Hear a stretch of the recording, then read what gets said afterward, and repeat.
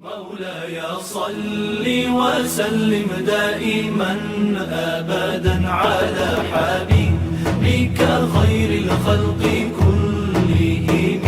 مولاي صل وسلم دائما أبدا على حبيبك. الحمد لله رب العالمين، الصلاة والسلام على سيد الأنبياء والمرسلين، أما بعد فأعوذ بالله من الشيطان الرجيم. بسم الله الرحمن الرحيم. رب اشرح لي صدري ويسر لي أمري واحلل عقدة من لساني يفقهوا قولي. السلام علیکم ورحمۃ اللہ. الحمدللہ پچھلے پروگرام میں ہم نے سیرت کے تعارف پر سیر حاصل گفتگو کی تھی اور یہ جانا تھا کہ سیرت طیبہ مطہرہ اور اسوہ حسنہ کیا ہے. اس سلسلے کو آگے بڑھاتے ہیں. آج کے پروگرام کا موضوع ولادت باسعادت مصطفیٰ صلی اللہ علیہ وآلہ وسلم ہے. قال اللہ تعالیٰ فی القرآن کریم سورہ توبہ آیت نمبر 128. لقد جاءکم رسول من انفسکم عزیز علیہ ما عنتم حریص علیکم بالمؤمنین رؤوف الرحیم.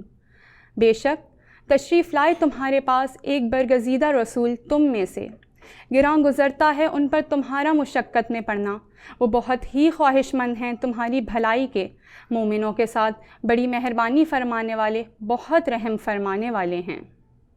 وقال اللہ تعالیٰ فی السورہ ابراہیم آیت نمبر 4. وما ارسلنا من رسول الا بلسان قومہ لیبین لہم. اور ہم نے کسی رسول کو نہیں بھیجا مگر اس قوم کی زبان کے ساتھ تاکہ وہ ان کے لیے کھول کر بیان کرے. اللہ رب العزت کا بے شمار فضل و کرم کہ اس پاک ذات نے نوع انسانی کی رشد و ہدایت کے لیے حضرت محمد مصطفیٰ صلی اللہ علیہ وآلہ وسلم کو ہادی برحق بنا کر بھیجا. حضرت عطا نے حضرت ابن عباس رضی اللہ تعالی عنہ سے روایت کی ہے کہ حضور علیہ الصلاۃ والسلام ایک نبی کی پشت سے دوسرے نبی کی پشت میں منتقل ہوئے، یہاں تک کہ آپ صلی اللہ علیہ وآلہ وسلم کی والدہ ماجدہ نے آپ صلی اللہ علیہ وآلہ وسلم کو جنم دیا. آپ صلی اللہ علیہ وآلہ وسلم کا نور اقدس اصلاب طاہرہ اور ارحام مطہرہ میں ہوتا ہوا جب صلب جناب عبداللہ بن عبد المطلب رضی اللہ تعالی عنہ تک پہنچا تو آپ صلی اللہ علیہ وآلہ وسلم کا ظہور شکل انسانی میں بطن آمنہ بنت وہب سے مکہ معظمہ میں ہوا. یہ ایک نہایت اہم سوال ہے کہ آپ صلی اللہ علیہ وآلہ وسلم کی ولادت مبارکہ مکہ ہی میں کیوں ہوئی؟ چونکہ خالق حقیقی کا کوئی عمل حکمت سے خالی نہیں ہوتا، پس یہ ممکن ہی نہیں کہ نبی آخر الزمان صلی اللہ علیہ وآلہ وسلم کی پیدائش کے لیے مکہ کے انتخاب میں کوئی حکمت نہ ہو. مکہ مکرمہ کو اللہ نے اپنے گھر کے لیے منتخب فرمایا، لہٰذا اس گھر کے آباد کرنے والے محبوب کے لیے بھی اس ہی شہر کو منتخب فرمایا. ہمارے آقا صلی اللہ علیہ وآلہ وسلم معلم کامل ہیں، رسول عام ہیں.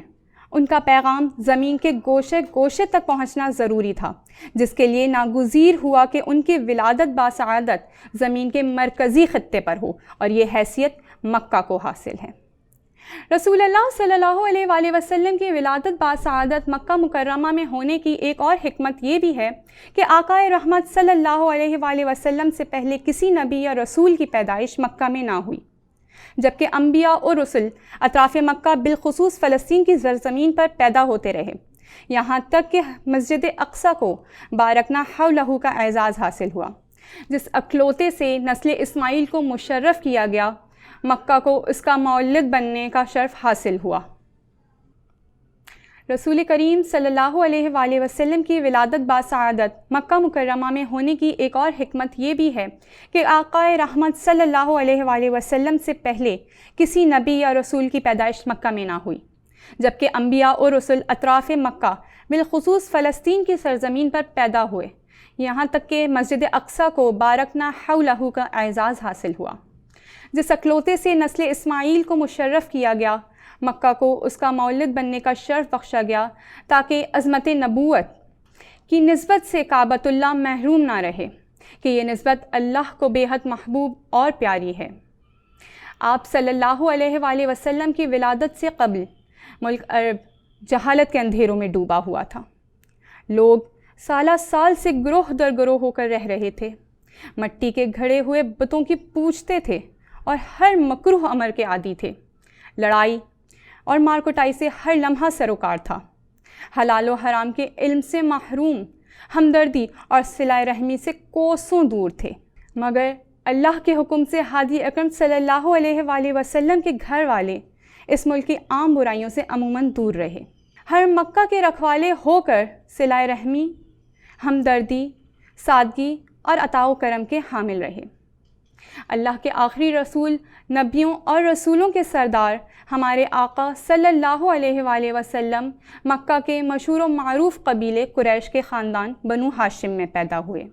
آپ صلی اللہ علیہ وآلہ وسلم کا شجرہ نسب یہ ہے: محمد صلی اللہ علیہ وسلم ابن عبداللہ بن عبد المطلب بن ہاشم بن عبد مناف بن قسی بن کلاب بن مرہ بن کعب بن لوی بن غالب بن فہر بن مالک بن نضر بن کنانہ بن خزیمہ بن مدرکہ بن الیاس بن مضر بن نزار بن معد بن عدنان، اور عدنان حضرت اسماعیل بن ابراہیم خلیل اللہ کی اولاد سے ہیں۔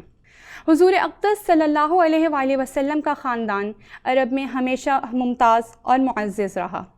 مسلم شریف میں واصلہ بن اسقع رضی اللہ عنہ سے روایت ہے کہ حضور علیہ الصلاۃ والسلام نے فرمایا: اللہ تعالیٰ نے اولاد ابراہیم سے اسماعیل کو چنا، اولاد اسماعیل سے کنانہ کو چنا، اور بنی کنانہ سے قریش کو چنا، اور قریش سے بنی ہاشم کو چنا، اور بنی ہاشم سے مجھے چنا۔ یعنی حضور انور صلی اللہ علیہ وآلہ وسلم کا خاندان اس قدر بلند مرتبہ ہے کہ کوئی بھی حسب نسب والا اور نعمت و بزرگی والا آپ کے مثل نہیں۔ حضور صلی اللہ علیہ وآلہ وسلم کے پردادا ہاشم بڑی شان و شوکت کے مالک تھے۔ اسی طرح آپ صلی اللہ علیہ وآلہ وسلم کے دادا اپنے آبا و اجداد کی طرح موحد تھے، نہایت صالح اور سخی تھے، حجاج کرام کی بہت خدمت کرتے تھے۔ آپ کے عظیم کارناموں میں چاہے زمزم کی دریافت اور اس کا وارث بن جانا ہے، چاہے زمزم کی دریافت اور اس کے وارث بن جانے کے بعد اہل عرب میں آپ کا مقام و مرتبہ مزید بلند ہو گیا تھا۔ آپ کی دعا ہمیشہ قبول ہوتی تھی۔ آپ نے اپنے لیے شراب کو حرام کر لیا تھا، اور آپ وہ پہلے شخص ہیں جو غار حرا میں جا کر عبادت کرتے تھے۔ آپ کی زندگی کا ایک اہم واقعہ خانہ کعبہ پر ابرہہ کی لشکر کشی ہے، جسے قرآن کریم کی سورہ فیل میں بیان کیا گیا ہے۔ ابرہہ کی لشکر کشی اور اس کی تباہی کا واقعہ یکم محرم الحرام کو عبد المطلب کے دور میں پیش آیا، جس کے 45 دن کے بعد نبی معظم علیہ الصلاۃ والسلام دنیا میں جلوہ افروز ہوئے۔ چاہ زمزم کی کھدائی کے وقت حضرت عبد المطلب کے یہاں صرف ایک اولاد تھی۔ آپ نے دعا کی کہ اے اللہ مجھے 10 بیٹے عطا فرما، اور نظر مانی کہ ان میں سے ایک کو تیرے لیے قربان کر دوں گا۔ اللہ نے آپ کی دعا قبول فرمائی اور آپ کو 10 بیٹوں سے نوازا جو نہایت حسین و جمیل تھے، اور ان میں سے سب سے چھوٹے حضرت عبداللہ والد محترم حضرت محمد صلی اللہ علیہ وسلم تھے۔ نظر اتارنے کے لیے دستور کے مطابق تیروں سے قرآن اندازی ہوئی اور قرآن حضرت عبداللہ کے نام آیا۔ حضرت عبداللہ کی عمر اس وقت 18 یا 20 برس تھی۔ نہایت ہی حسین تھے اور بیٹوں میں سب سے زیادہ چہی تھے۔ قرآن اندازی میں اپنا نام آنے پر ذرا بھی پریشانی کا اظہار نہ کیا اور قربان گاہ کی طرف باپ بیٹے روانہ ہو گئے۔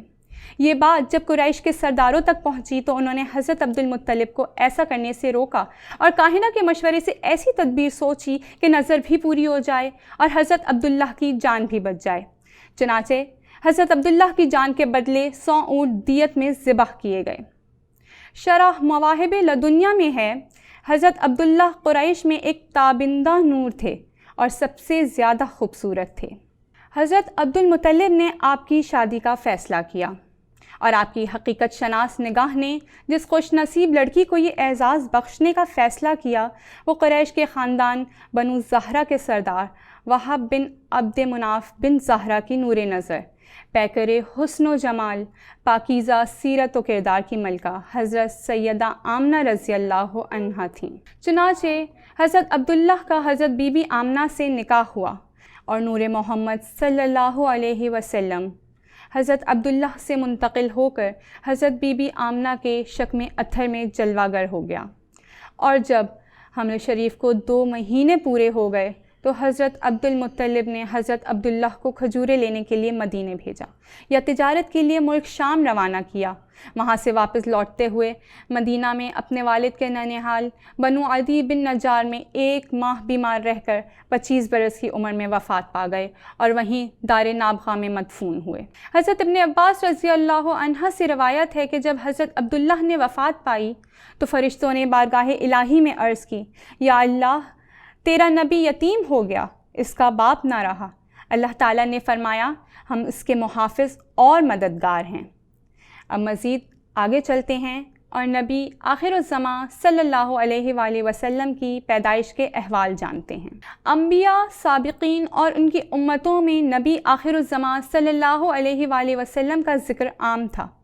بالخصوص یہودی آپ کی پیدائش کی تاریخ، مقام اور قبیلے تک کو جانتے تھے، جس میں ہمارے آقا صلی اللہ علیہ وآلہ وسلم کی ولادت باسعادت مقدر تھی۔ حضرت قعب کہتے ہیں، میں نے توریت میں دیکھا کہ اللہ تعالیٰ نے حضرت موسیٰ علیہ السلام کو نبی آخر الزمان صلی اللہ علیہ وآلہ وسلم کی پیدائش کے وقت سے آگاہ کیا تھا، اور موسیٰ علیہ السلام نے اپنی قوم کو بتا دیا تھا کہ وہ ستارہ جو تمہارے نزدیک فلاں نام سے مشہور ہے، جب اپنی جگہ سے حرکت کرے گا تو وہ وقت محمد مصطفیٰ صلی اللہ علیہ وآلہ وسلم کی پیدائش کا ہوگا۔ یہ بات بنی اسرائیل میں ایسی عام تھی کہ علماء ایک دوسرے کو بتاتے رہتے تھے تاکہ آنے والی نسل اس سے باخبر رہے۔ ناظرین، جس طرح سورج نکلنے سے پہلے ستاروں کی روپوشی، صبح صادق کی سفیدی، شفق کی سرخی سورج نکلنے کی خوشخبری دینے لگتی ہے، اسی طرح جب آفتاب رسالت صلی اللہ علیہ وآلہ وسلم کی طلوع کا زمانہ قریب آیا تو اطراف مکہ میں بہت سے ایسے عجیب و غریب واقعات بطور علامت ظاہر ہوئے جو یہ بشارت دینے لگے کہ اب رسالت کا آفتاب پوری آب و تاب کے ساتھ طلوع ہونے والا ہے۔ محدث ابو نعیم نے اپنی کتاب دلائل النبوہ میں حضرت عبداللہ بن عباس رضی اللہ عنہما سے روایت کی ہے کہ جس رات حضور صلی اللہ علیہ وآلہ وسلم کا نور نبوت حضرت عبداللہ کی پشت سے حضرت آمنہ کے بطن مقدس میں منتقل ہوا، روئے زمین پر تمام چوپایوں کو اللہ نے گویائی عطا فرمائی۔ مشرق کے جانوروں نے مغرب کے جانوروں کو بشارت دی، اسی طرح سمندر اور دریاؤں کے جانوروں نے ایک دوسرے کو یہ خوشخبری سنائی کہ حضرت ابو القاسم صلی اللہ علیہ وآلہ وسلم کی ولادت باسعادت کا وقت قریب آ گیا۔